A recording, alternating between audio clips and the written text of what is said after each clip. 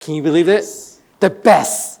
All right. How many of you guys want to have passive income, not have to do anything with real estate? Gotta raise all your hand, I think, right? We don't want to do this forever, right? So we have an incredible speaker here. He's gonna go through that building wealth beyond real estate sales. So welcome, Gaurav. Thank you. Is your mic on? I'm not gonna keep you guys. I don't want to keep anybody here longer than I would want to stay myself. I'm going to keep it a little bit faster. I know it's the last one for the day. It's a very good way of saying saving the best for last is like get the heck out of here fast. So, oh yeah, thank you. Oh, it's magic. You told me to switch it on and you read yourself from there. I would like to take a memory, if I can get as many of us on this. I think so. 1, 2. Got it. Okay. All right. So a little bit about myself. I'm Gaurav Gambhir. I'm from Philadelphia. I love the story that Jemima. Okay, Jemima. Thank you for sharing that. And I'm an immigrant to myself, to the country. Take pride coming here in 1997, much before that she talked about. And then the idea was, you know, to make $100,000 a year was my lifelong goal. If I could make $100,000 a year, I would be fulfilled in my career and my life. Everything that I worked hard for my family would be great. And that goal came faster than I thought, and then I thought, well, now what? 9/11 happened. I was a computer science major, an engineer, typical Indian guy that you're going to be a doctor, an engineer. So I was an engineer, and 9/11 came by, and I lost my job, and now I had to figure something out. Wanted to figure what to do. I fell into real estate, and that's where my journey started. As I was working into real estate, I realized selling homes was not my passion. Working with people is what I thoroughly enjoyed. Numbers came naturally to me, and as an engineer, I was constantly looking to optimize and make things better. So how do I bring all this together in my career for my journey? And ideally, how do I make money? I did not know anyone in real estate. My uncle didn't own a coffee shop. My friends didn't go to college together with me that were in this country, and they had other businesses that I could use, or my family didn't have a shore house that I could go in the summertime for the last 20 years. So how do I get started? I thought if everybody wants to go through the front door of marketing and postcards and mailers, I'm going to go through the back door. So I'm not going to compete with everybody the way that everybody else was competing. I'm going to go through the back door. And how do I get into the back door? Well, how do I get to a seller or a buyer that wants to call me before I call them, while I don't have the same amount of experience with all the people that are on the panel? What do they have that they would like help with? They all want help to sell the place, but what if they decide not to sell? Well, then they have a lot of opportunities for investments. What if they have an investment property? Well, if they have an investment property, they need help with repairs and maintenance. They need help with renting. They need help with property management. So I started a property management company. I started a property management company way before I sold a lot more homes in my career. And that was my way of a lead generation. So I went from the back door, started reaching out to people and saying, well, I can help you with property management. None of the other agents wants to do it, but I'll do it. They don't want to lease the property, I will do it. I will help you with the vendors. I'll help you with other opportunities. So my journey started, and that also led into building a bigger business. So I'm going to talk to you about a little bit more on how that led into my mind of how do I now create wealth like these investors had? Because while you're managing assets for them, as realtors, we are helping build wealth for our clients. Well, how do we get a piece of that pie for ourselves? So I started thinking, well, how do I create wealth? And I started learning a lot more on how to do it. I had a property management company. So we started with one unit with one client. I sold him a condo, and I said, I can also help you manage it. Then one led to 5. Then that another client had a 5-unit portfolio. So I started that about 12 years ago. And today, we have a property management company. We manage about 4,500 units in 6 states. Outside of that, started leading into the retail business. So I call the sales business a retail business. And that has grown from one agent like me who was doing rentals to about 45 agents, and we do about over $300 million in volume. But I still do about 1,500 leases a year. I, as in at my team. 1,500 people that are leasing, guess what, who are they going to be? First-time home buyers. So that constantly leads into the cycle of lead generation and getting them into the business. And coincidentally for me, our business is in Philadelphia and suburbs, and Philadelphia is a very big eds and meds. So tons of universities, tons of hospitals. So there's a constant transition of people coming into the city who are leasing, and the ones that stay are going to end up buying. So there's a constant flow of coming in as well. So why am I telling you all this thing is how my brain started working, and I want to get into the real nugget of what does that mean. I'm going to go a little faster, but I think my story is going to help you understand of how to relate to that. All right, so I think Jeanette was talking about a few of the key words that I also like to use in my presentation is, you have a job and not a business. If the business stops, God forbid somebody gets hurt, you can't show homes. If you go on a vacation and you don't have leverage, you can't sell homes. When you step out of the day-to-day, but you can't because you're constantly stuck, like she was talking about, underneath the table, or if you go on the beach and you constantly have to get connected, in theory, we have a job. Because the minute we stop working, the business doesn't make us money unless we have leverage. And that's why I think a lot of people start to create a team, or agents will join a team, or agents will get third-party leverage for themselves. All valid ways of creating a business. When the business continues because people want your systems and processes and your brand instead of you as an individual, then you have a real business of value. And you can think of passive income from that business because now people don't need you. Or you invest in a business from the beginning where your active involvement is not required. Ken is buying a 6-unit multifamily apartment building. He's looking for $400,000 in investment. He looks around, asks a few friends, I invest $100,000, I get a return on the money. I'm a passive investor.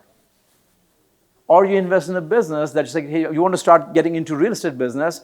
I would like to help you go acquire one, like how Jenna was talking about, or maybe I'll help you get established and give you some lead flow, and then I'm out. It's very difficult to get in those opportunities, but they exist. So what if your money could work for you when you're sleeping? I talked about my personal story initially, and how does active income look like long term? So this is a good graph. So the green, I'll help you simplify it.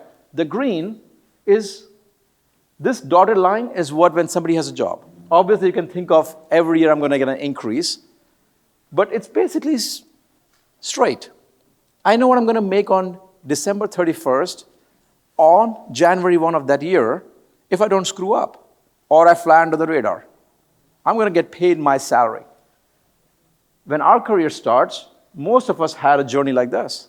We started slow, we worked very hard, we put in a lot of time, and our money slowly started growing. Passive income has the other effect. We start slow, and then the hockey curve kicks in. So it takes a while, but it does have a major impact. Because what happens today when we're starting a career, whenever it is, 10, 15, 20 years from now, everybody wants to take a step back. I don't want to work as hard. I don't want to have my weekends gone. I want to spend my time with the family. Or I lost time with the family, how do I get it back? There's all the other reasons why we feel we should be doing more as we go get more successful. It does increase, but at one point, there will be a time when if you can get your passive income increase more than your service income is the one when you're working, that's magic. And that's what I strive for. My whole career today is built on everything I do. How fast and how much more of passive income can I create? Out of 4,500 units that our company manages, my cell phone doesn't exist on the website. It did before. I did have an emergency phone call on Saturday nights at 4 o'clock when my water was leaking in a tenant's house. But the goal was, how do I get out of it? So what is passive income? Passive income is money earned with minimal effort or any active involvement. Common sources of passive income will include earnings from investments, rental properties, dividends, interest, fixed deposits, bonds, where you have no interaction. You buy a stock, it increases, you have nothing to do with it. You put money in a fixed deposit, you have nothing to do with it. Many people think that passive income is about getting something for nothing. That is not true. The only difference is you put in a lot of effort initially as compared to during the process. Make sense? You have to put in the work at some point. There's no free lunch. You have to put in the time. So you just do the work up front, not during your income. The more income sources you have, the less impact or less impacted you will be if one of those income streams dries up. She talked about, I'm doing both sides. I think many of us will be okay with doing buyer side and seller side. I was doing rentals. I was doing property management. I'll go paint a house to make money initially because I didn't have any money. I would do anything to make money was my initial goal. Then the question was like, well, if the market changes real estate, if real estate went down, guess what happened to my property management business? Skyrocketed. Because people couldn't sell or didn't want to sell. Who wants to sell a 30-year fixed property at 3%? When rents were going up, my mortgage is the same, I can make more money. Why would I sell? So property management went up. When the rents went up, our rental business went up. Now all those people who have been renting, we have the database, we are in contact with them. So we have to constantly start thinking about how do I diversify myself? So start focusing on your earned income, the continued income you can count on, which is our retail business. Can't get rid of a retail business, that's what gives us money. But what do you do after that? And reinvesting in it is what's going to define how much passive income you can create. So put some earned income into investments that will eventually yield you a capital gains. Stocks, bonds, investment properties, something. But you need a cash flow from our business today to be able to make money then. Work on building more and more passive income streams. So ask yourself, how many streams of income do you have today? So take a moment when you go home and write down on a piece of paper, how many streams of income do I have? And if you don't have any besides the retail sales, ask yourself, why not? Everybody else is making money in industry. Why are we not making that the same opportunity for us? Well, why do I have to have passive income? I don't need passive income. I'll make way more by selling a lot more homes. A lot of luxury agents in this room, a lot of other agents. I'm not a luxury agent. I have a luxury team, but my average price in my market is $370,000. We just sell a lot of them. But I can make money from there as well. Then why do I need passive income? So being transparent, these are all my passive income streams that exist for me personally. So I sat down for this presentation and I said, well, let me think about what do I have. So I have a real estate investment. I buy real estate investment properties. I have multiple of them. I invest in stocks. I have some safe bonds. I have fixed deposits. I own a property management company. I have a real estate team. I have a title company. I have a technology company investment. There's somebody who's building a software for a real estate company. I met them and I invested in them. I work with partners to flip homes. We buy and invest and sell them. I own an insurance brokerage company. Because we own an insurance company, we are helping other people start insurance companies. So that creates opportunity for us. I have syndications, like I gave an example, what if somebody's buying an investment property. I do hard money lending. I own a KW franchise. I have a commercial real estate company. I own a media and a marketing company. I don't work in any one of them. It's just opportunities. It's every single time I was purposely thinking of, where can I find an opportunity that I can be part of, where I don't have to spend time, I can make money from my retail team, and invest in you, make it safer, so I can make more money and do this more, and diversify. You can go further, repairs and maintenance company, transaction management, lending as equity owners, I can explain that, a mortgage company partnership, parking spots, they're easy, you buy a spot, rent it out, there's no maintenance, storage units, referral income, profit share, all those things. So here's some examples of what you should be thinking about. So I'll give you another example. If you had an investor and they came to you and said, I would like to buy an investment property. You ask them, what is your investment goal? They'll say, I want to make 5, 7, 10% on my money. Is that fair? If you want to buy investment property today and I could give you 10% on your money or 7% on your money, would you buy a property? Yeah, probably. So I'll give you an example. To make a 7% return on the money, I need to make $20,000, pay taxes on it, after-tax money left with 14.5, make 7%, and will give me $1,000 annually. It could probably cover my cell phone payment. After I make $20,000, I have to make $100,000 to make $5,000 passively, and I have to make $370,000 to make $20,000 passive income a year. $370,000 before I can make $20,000 passively. But if you go back to some of these companies, they'll make you way more.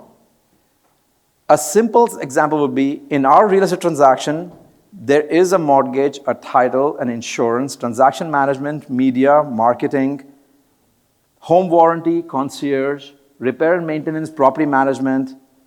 All those things are happening in front of us. Where am I making the money? Who are my partners? That's how I started thinking, saying, if I can help a client from an end-to-end solution and make money in between, how does the world look like? So, why does passive income matters? You get a financial independence, a freedom from the 9-to-5 grind. In our business, it's a 24/7. Like I always joke around, it's a 25 hours a day, 8 days a week. I can't work more than that. A time to pursue your passions. How passive income opens doors to creativity. I have more time and I have leverage. I can take risks and be able to go and invest in things that I enjoy. Computer science engineer wanted to go invest in technology companies. The potential of passive income for a richer and a freer life. The common misconceptions. It's too complicated. I don't understand it. Numbers are not good for me. That's a big myth. It's very simple. And the other one, it requires a lot of money. For me to buy into an insurance company, a title company, mortgage company, hard money lending, it takes too much money. Not true. If I needed $1 million to invest in something, and you had $1,000 to invest, you will own 0.1% of the company. So what? We buy stocks in Apple. I probably own 0.000000001%. I'm okay with that, as long as I get the return on my money accordingly, right? So you don't need $370,000 to create passive income. You can start with $1,000. But you have to start thinking and asking yourself the same questions. So I want to give you an example today. It's something I started with about 15 years ago, simple math. I think I discussed it about a year ago here, and I want to put it on paper again and talk to you about it. So if I was looking for an investment property today for $400,000, and I had 25% down payment available, so I'll put $100,000 down. Let's not get into the nitty-gritty of closing costs and recording fees. It's simple math. $400,000, $100,000, and I borrow $300,000 from a bank for a 30-year fixed loan. I have a rental. It's an investment property, so I have a rental for $2,800. It is the taxes of $400 a month, let's say $5,000 a year. Insurance is about $2,400 a year, so $200 a month. I borrow that money at 6.5%. My payment is $1,860. I'm going to add some miscellaneous of $140 a month, $2,000 a year, for some repairs and vacancy and something else that may come up. I'm left with $200 a month. I invested $100,000, and I'm making $200 a month. Is that a good investment? Yes. What if I prove you wrong? If you have appreciation. No appreciation. Accelerated. Somebody else is paying down your debt. If I asked you, Seth, today, give me $100,000, I will give you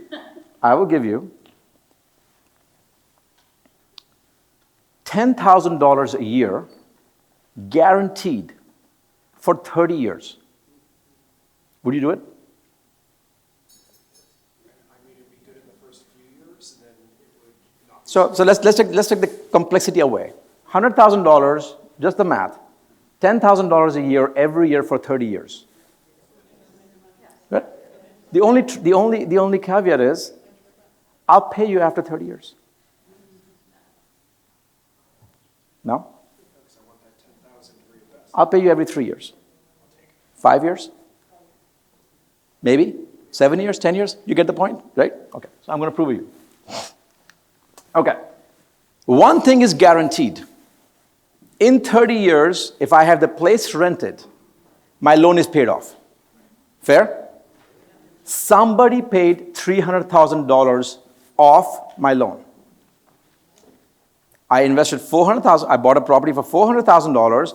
I paid $100,000 and I borrowed $300,000. No appreciation. My property is now paid off. What is it worth? $400,000? Right? Forget the appreciation. Somebody paid off $300,000 from me in 30 years. What is 300,000 divided by 30? 10,000. So the people always think of cash on cash. In real estate, we should be thinking of ROI. What's my return on investment? My cash on cash was $200 a month. That's $2,400 a year. I'm going a little bit faster on math. $2,400 on 100,000 is 2.4%. If I told you you'll make 2.4% on your money, you'll say, no, thank you. If I told you I'll give you 10% on your money, you'll say, I'll consider that. But now I said, you don't have to give the money to me. You're in control.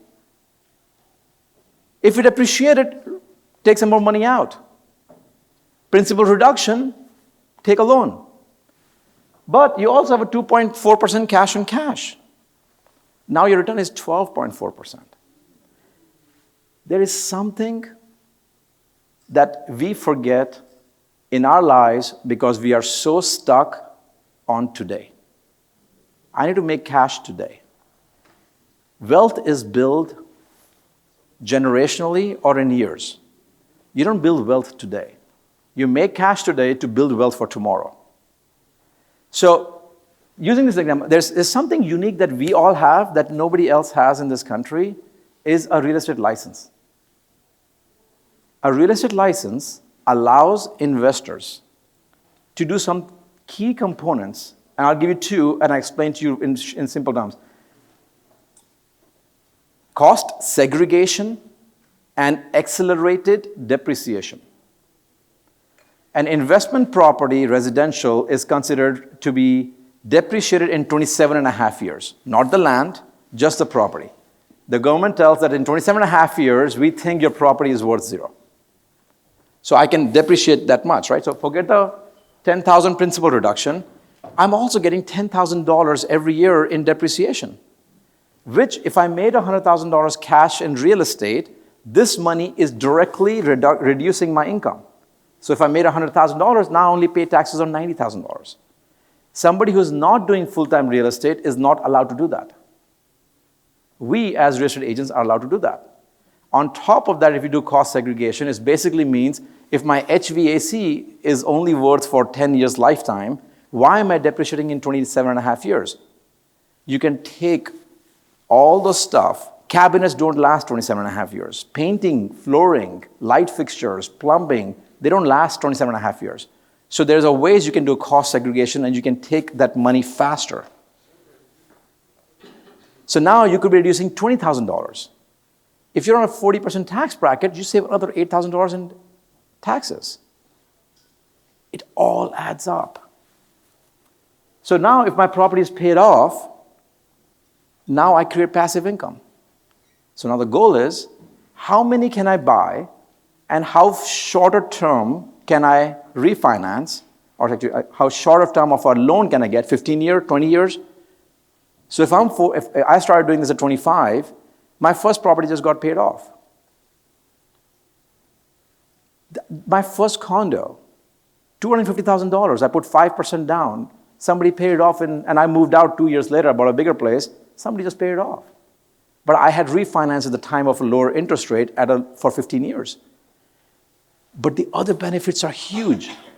So I think there's only 1 or 2 slides left. I'm sorry if I'm going a little longer. Embracing the long-term vision. Shift your mindset to focus on the future and believe in your future. Please do not have the vision. People do not have the vision 10, 20 years from now. They all think of today. My goal today is to make you think, how does it look like in the future?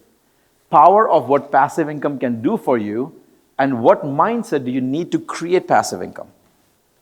Creating passive income is not just about being good with money, but also building good relationships. I use Seth's name, I use Kenny's name. You don't know who else is going to create opportunity for me.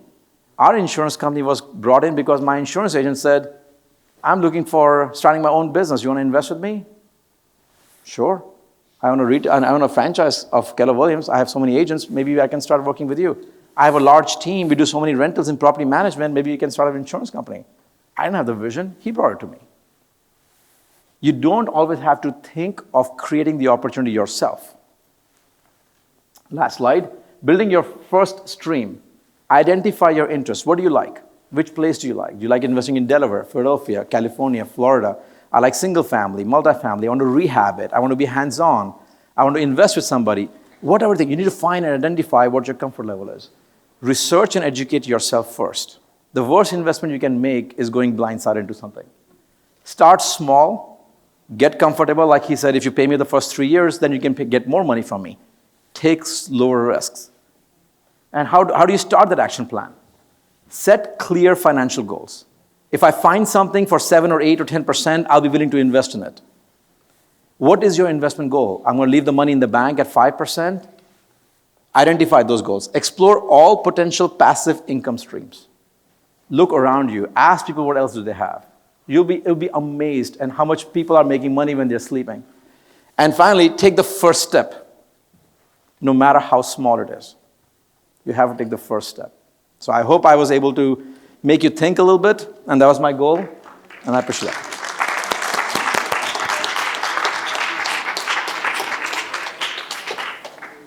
Thank you so much. That was incredible. So please make sure that you have any questions with any of the speaker and panelists.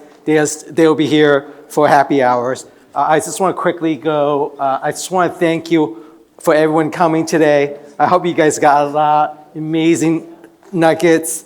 I won't ask you guys what your aha is because we run over a little bit of time. So just hopefully you guys get to take some of those strategies and things that you learned today. Please at least make sure you kind of know your top 3 because you can't do everything that you heard today. So just pick your top 3 and just implement them into your business. So please do follow us at Luxlight Mastermind. And also, all the content from today, we'll make sure we'll slowly download it onto the YouTube channel, so you can also watch it, share it, wherever you want. Okay, so here we go. So please scan this QR code.